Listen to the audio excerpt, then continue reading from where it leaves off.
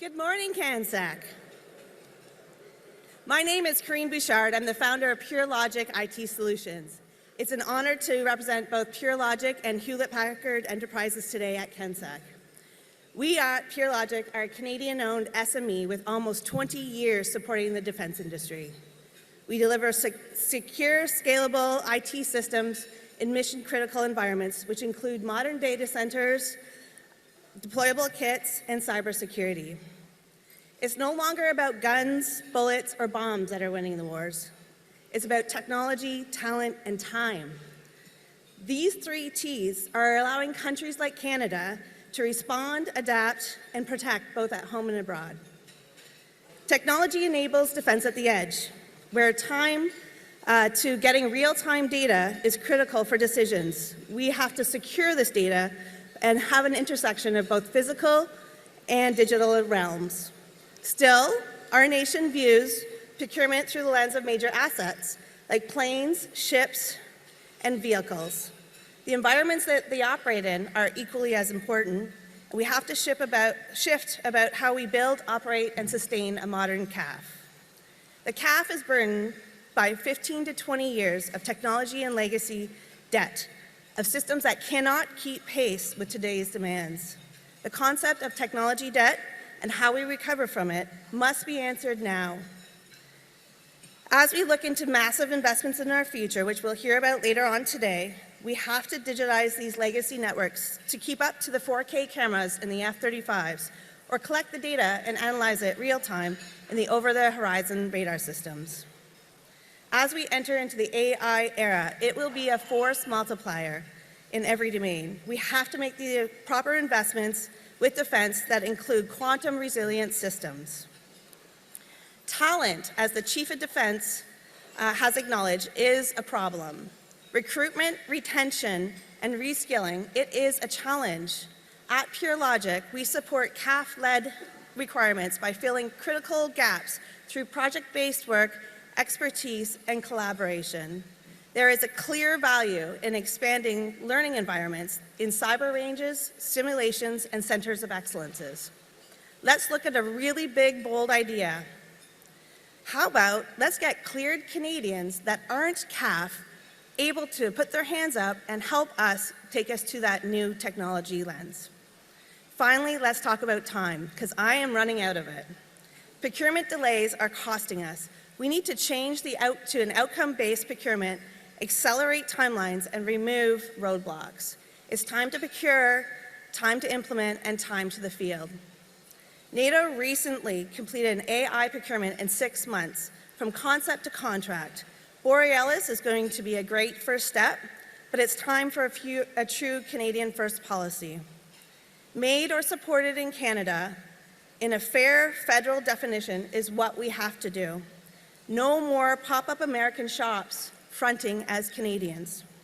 The key is keeping SMEs like Pure Logic in the market, and if we don't make these changes today, money and jobs will keep funneling out of this country. True North, strong and free is not a motto, it is a mindset. It's in our DNA. What defines us as Canadians beyond our systems is our people. As Canada deepens our relationships with international joint ventures, it's human connection anchored by technology, talent, and time that will carry us forward. So Pure Logic and Hewlett-Packard are proud to be part of that momentum, and I'd like to invite Rick up to the stage for our next presentation. Thank you.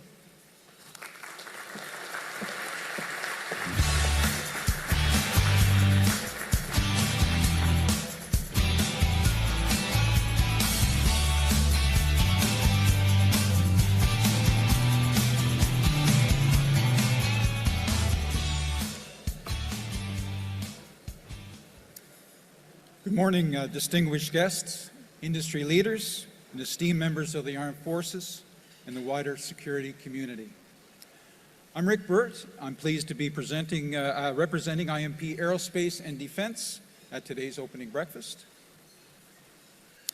CANSEC continues to be Canada's premier platform for defense and security innovation.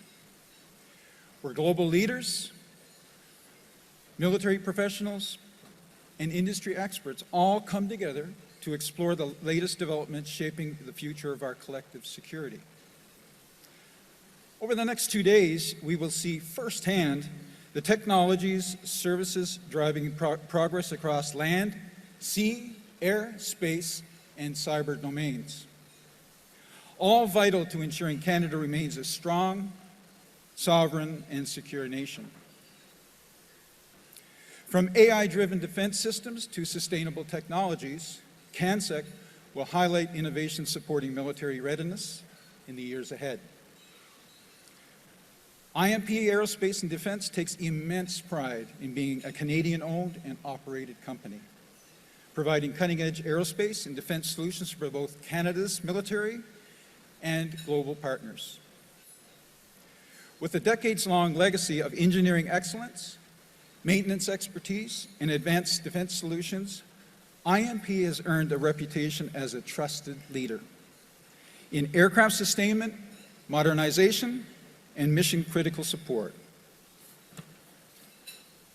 As Canada continues to strengthen its defense capabilities and international cooperation, IMP remains committed to delivering innovative, reliable, and adaptable solutions that serve not only the Canadian Armed Forces, but also our growing network of global allies and industry partners.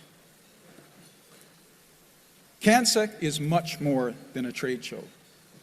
It's an opportunity to strengthen those partnerships, foster innovation, and shape the future of security in Canada and beyond. Of course, none of this would be possible without the leadership and unwavering dedication of the Canadian Armed Forces. Today, we're honored to be joined by the Honourable David McGuinty, Canada's Minister of National Defence. Minister McGuinty has served this country with unwavering dedication for more than 2 decades. Since first being elected as Member of Parliament in Ottawa in 2004, he's continually earned the trust of his constituents, being re-elected 7 times, most recently last month. Throughout this tenure, Minister McGuinty has held a variety of influential roles in government, including acting whip, House Leader of the Official Opposition, and most recently, Chair of the National Security and Intelligence Committee of Parliamentarians. Minister McGuinty has worked globally, advancing children's rights, education, and sustainability, including as CEO of the Prime Minister's National Roundtable on the Environment and the Economy. His contributions earned him the Queen Elizabeth II Golden Jubilee Medal, and his academic expertise spans institutions like Harvard Law School and the London School of Economics. So, it's my honor to welcome the Honourable David McGuinty, Minister of National Defence, to the stage. Thank you, Minister McGuinty. The stage is yours.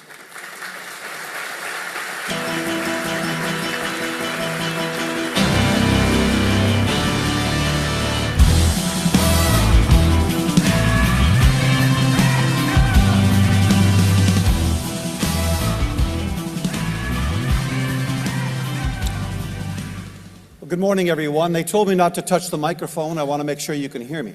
Can you hear me? Good, good, terrific. Vice Chief of the Defence Staff, Lieutenant General Kelsey, members of the Canadian Armed Forces, international delegates, service members from our allies and partners, members of the Diplomatic Corps, fellow parliamentarians, and finally, industry partners who are here this morning. Good morning, everyone. Bonjour à tous. C'est vraiment un énorme plaisir de vous joindre au CANSEC de cette année. My thanks to Christian Cianfarini and everyone at CADSI for organizing this important event and for bringing us all together. It's especially an honor to be here as CANSEC is hosted in the electoral district I happen to represent. Welcome to Ottawa South, the finest electoral district in the whole of the country. And thank you for laughing. Many of the companies in this room have a home in the National Capital Region. With over 10,000 workers, Ottawa's defense sector is a major employer. On a des talents qui travaillent dans tous les aspects de l'industrie, de la technologie à l'aérospatiale, en passant par la fabrication, This is my first major engagement, as Minister of National Defence. And this is a huge privilege and an incredible responsibility. Many of you are new faces, but I'm looking forward to getting to know you and learning more about how your work strengthens Canada's defence and security. From the outset, let me say this. Building a business is difficult. It's tough stuff. It comes with a lot of uncertainty and financial risk. And without you taking on that risk, we wouldn't have the equipment and the services we need to keep Canadians safe. So thank you. Thank you for getting to work. Thank you for employing Canadians. And thank you for growing our economy. Alors merci de vous mettre au travail. Merci d'employer des Canadiens et merci de bâtir notre économie. Now, for those of you here today in uniform, les personnes qui consacrent leur vie au service, who take on the hardest tasks in the toughest conditions, who are ready at the drop of a hat, ceux qui méritent le meilleur de ceux d'entre nous qui les soutenons. Merci d'avoir choisi de servir le Canada. Thank you for choosing to serve Canada. I've been struck by the deep sense of shared purpose I've seen across government and industry to strengthen our defence capabilities and ensure our people are equipped for today's challenges and tomorrow's threats. We have a clear direction, and as your government, we've made a decision. We've decided to act without delay, in close cooperation with our industry partners. The global security environment is today volatile and uncertain. Russia's illegal and immoral invasion of Ukraine has stretched into a third viciously brutal year. China's imperial ambitions are increasingly clear in its military buildup and its assertive posture towards other international partners. International powers. And states like North Korea and Iran continue to act as destabilizing forces in the Indo-Pacific and the Middle East. Canada is not immune to these threats. We face real challenges, both military and non-military, that demand an equally strong and coordinated response. This includes growing activity in the Arctic, where our competitors have shown little hesitation in challenging Canada's territorial sovereignty, as well as the threats posed by emerging technologies that are changing the very nature of war. And we get it. We're moving quickly to ensure our military has the tools to defend our country and continent, while remaining an engaged, reliable partner abroad. And here's the key message I want to leave with you here this morning. This work can only be done in partnership with you. It is work that needs the full spectrum of equipment and services offered in this room, from quantum computing to shields to ammunition. A new government was elected some 4 short weeks ago, and having run on a platform to strengthen Canada's sovereignty and security, your government is moving to take immediate and decisive action to rebuild Canada's defence capacity, rearm the Canadian Armed Forces, and invest in the Canadian defence industry. Les engagements que l'on prend vont soutenir des emplois qualifiés et fiables et stimuler la croissance dans nos communautés partout au pays, y compris dans plus de 3000 communautés où les forces armées canadiennes sont présentes, including in over 3,000 communities where the Canadian Armed Forces are present in this country. Already in Canada, defence accounts for 276,000 direct and indirect jobs. But let's be specific and practical for a second. We see this with the opening of the new B jetty in CFB Esquimalt, which created close to 1,300 jobs during its construction. We see this in our future aircrew training program, an $11.2 billion investment in training the next generation of Canadian aviators, which will create or maintain 3,400 jobs annually across Canada. We see this with our River-class destroyer project, which will sustain over 5,000 jobs over the next 15 years, many of them in Halifax, Nova Scotia. And by sourcing Canadian-made steel, aluminum, and critical minerals, we will multiply dramatically the economic benefits and strengthen local industries, comme l'industrie de l'aluminium au Québec, for example. But that's not enough. We share in your ambition to do more, much more. C'est le moment d'accroître notre production à l'échelle nationale. C'est le moment pour le gouvernement et l'industrie de travailler ensemble étroitement. Now's the time for your government to invest in you, to capitalize on the immense and growing defense opportunities. Canada's defense is bolstered by the strong relationships we have with our allies and international partners. We have, I think, over 70 international delegates attending CANSEC this year, a testament not just to the organizational ability of the folks putting on this meeting, but also a testament to the high caliber of the Canadian defense industry. And just yesterday, Prime Minister Carney made it perfectly clear. Yesterday evening, he signaled our intention to sign on to a major European defense rearmament plan by July 1st, diversifying our cooperation while participating in the opportunities inherent in Rearm Europe's anticipated $1.25 trillion market on defense over the next 5 years. I read yesterday that the Netherlands let 22% of their public servants go, except for the Defense Department, to meet their obligations. Other countries are doing away with national holidays.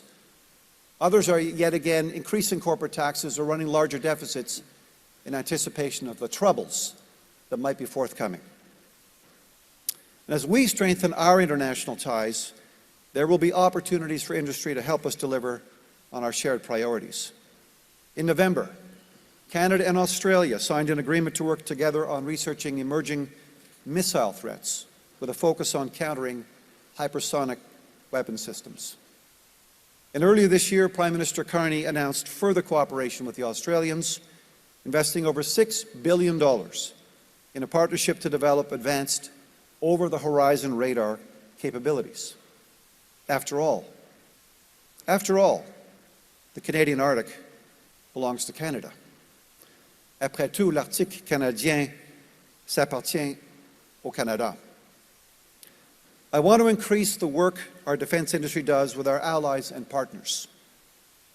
My promise to you and our government's promise to you, your government's promise to you, is simple. We will be unafraid to carry the flag of the Canadian defense industry around the globe. We will be unafraid to champion the innovative and class-leading technology of Canadian companies. And we will be unafraid to help you compete on the world stage. This will be a whole of society and a whole of government initiative. Because our defense industry is world-class, innovative, highly skilled, and globally competitive. Yet we need to better harness what you bring to the table. In previous engagements with national defense and industry, many of you have raised concerns about friction points, timelines, and the need for clear and consistent guidance. I want to reassure you, your comments have been heard. Our forthcoming defense industrial strategy will put your insights into action. If we get it wrong, tell us. If we get it right, tell us. We'll build a secure, resilient industrial base that supports long-term defense goals. Canada has planned to triple defense spending from 2014 levels by 2030. But your government is moving to accelerate this.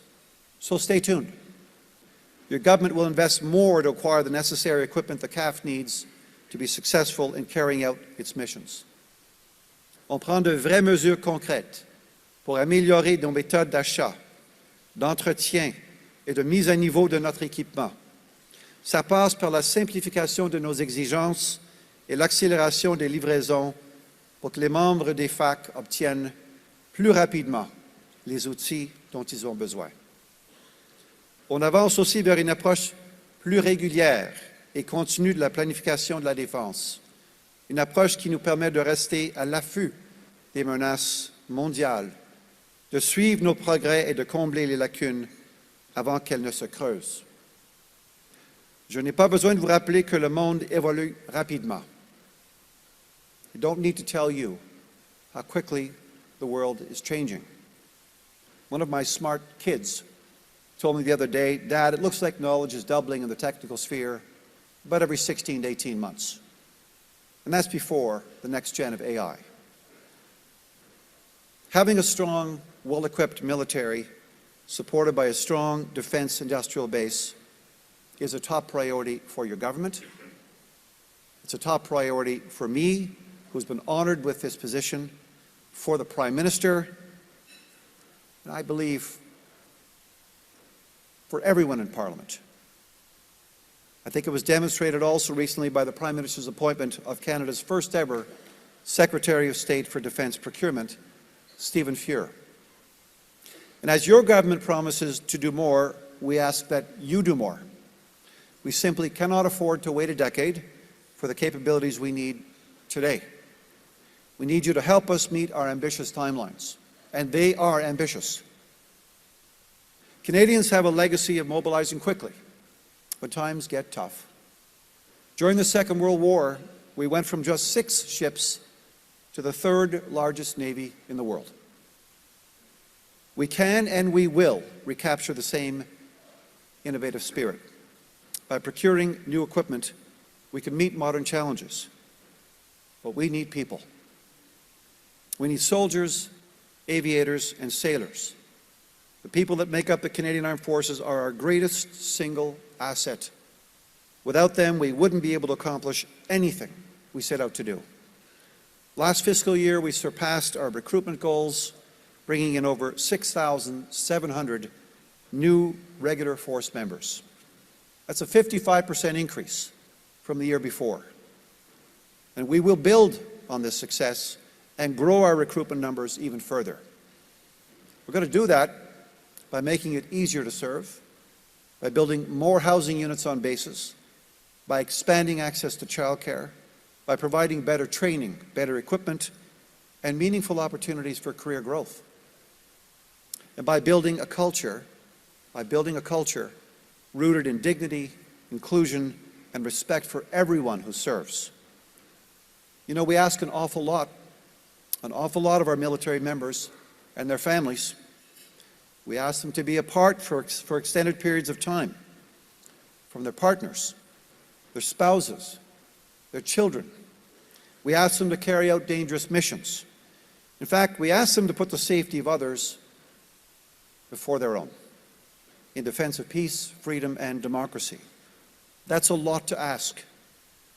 And no matter the task, they carry out their duties with the utmost skill, dedication, and professionalism.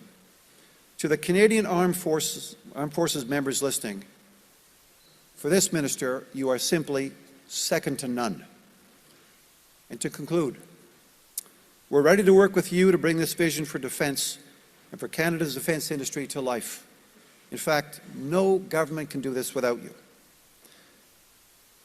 For you in the room here today, we can't do it without your risk-taking. We can't do it without your creativity. We can't do it without your ingenuity. We can't do it without your entrepreneurship. We can't do it without your dedication. Notre coopération permettra à nos forces armées de disposer de tout le nécessaire pour protéger notre pays et ceux qui y vivent, et de réaffirmer la position du Canada comme partenaire fiable et sur lequel on peut compter sur la scène internationale. We are seized with the urgency of this task, and I hope, in fact, no, I know you are too. Our country is calling on us to take on this responsibility in the defense of Canadians, their security, and their sovereignty. Thank you very much for all that you do. Merci infiniment. And thank you very much for receiving me here this morning. Merci.